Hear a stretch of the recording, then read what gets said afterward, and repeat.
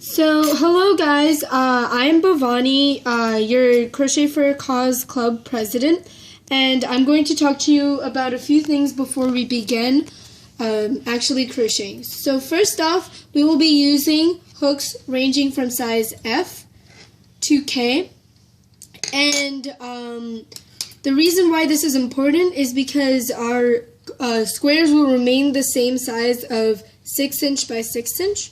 And if you receive a size F or G hook, you will probably have to do more stitches in order to receive the same effect as the slightly fatter hooks, because the hook thickness is very thin.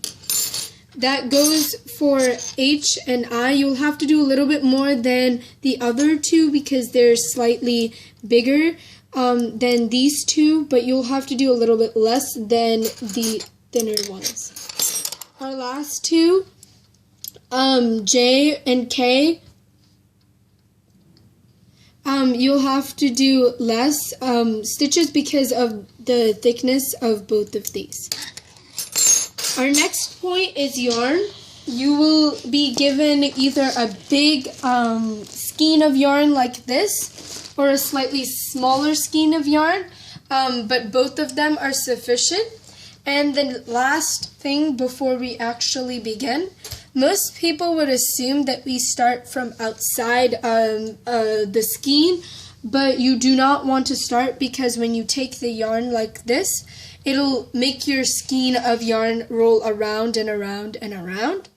So instead, you want to be taking your yarn from the middle of the skein. This big bunch of yarn right here will demonstrate that.